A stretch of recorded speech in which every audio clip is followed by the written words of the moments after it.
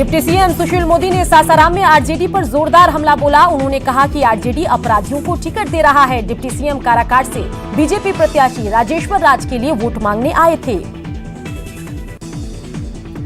तीसरे चरण के नामांकन के पहले दिन दो मंत्रियों प्रमोद कुमार और राणा रणधीर ने पर्चा भरा। दोनों नेताओं ने विकास के आधार पर वोट मांगने की बात कही और अपनी जीत का दावा किया।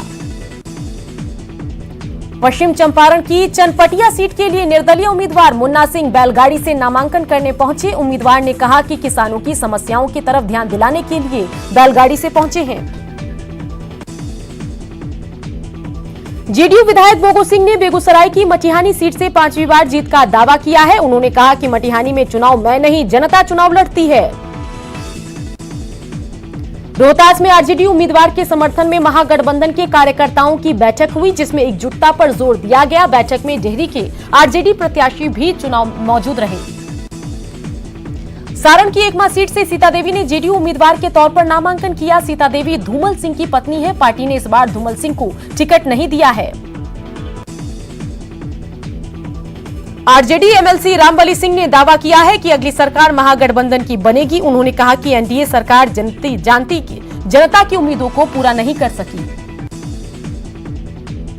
भागलपुर की गोपालपुर सीट से आरजेडी उम्मीदवार शैलेश कुमार ने नामांकन किया। इस दौरान आचार संहिता के साथ ही कोविड गाइडलाइन का उल्लंघन हुआ। सिवान से महागठबंधन के आरजेडी प्रत्याशी अवध बिहारी चौधरी ने नामांकन किया, जिसके बाद कार्यकर्ताओं ने महागठबंधन के पक्ष में नारेबाजी की। सिवान की बड़हरिया सीट से जेडीयू प्रत्याशी श्याम बहादुर सिंह ने नामांकन किया। नीतीश सरकार के विकास के आधार पर उन्होंने चौथी बार जीत का दावा किया। फतुहा विधानसभा क्षेत्र से आरजेडी उम्मीदवार रामानंद यादव ने नामांकन किया, जिसके बाद महागठबंधन के कार्यकर्ताओं ने जुलूस निकाला।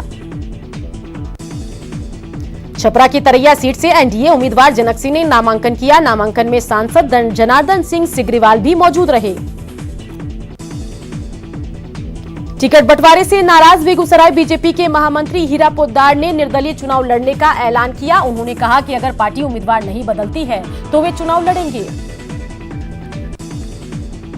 चनपटिया सीट के लिए बीजेपी प्रत्याशी उमाकांत सिंह ने नामांकन किया। नामांकन के दौरान राज्यसभा सांसद सतीश चंद्र दुबे भी मौजूद रहे। बीजेपी ने वर्तमान विधायक प्रकाश राय का टिकट काटकर उमाकांत सिंह को उम्मीदवार बनाया। औरंगाबाद में स्काउट और गाइड की तरफ से मतदाता जागरूकता रैली निकाली गई। डीएम ने रैली को हरी झंडी दिखाकर रवाना किया। पूर्वी चंपारण में बीजेपी के दो उम्मीदवारों ने नामांकन दाखिल किया। गोविंदगंज से सुनील मणि तिवारी ने और हरिसिद्धि से कृष्णनंदन पासवान ने पर्चा दाखिल किया। पूर्णिया जिला प्रशासन ने सभी 7 सीटों के लिए चुनावी तैयारी पूरी होने का दावा किया। डीएम और एसपी ने कहा कि जिले में शांतिपूर्ण मतदान कराया जाएगा। नालंदा के इस्लामपुर में आरजेडी का सम्मेलन हुआ। सभा को संबोधित करते हुए पार्टी उम्मीदवार ने कहा कि जनता बदलाव चाह रही है और इस बार सरकार बदलेगी।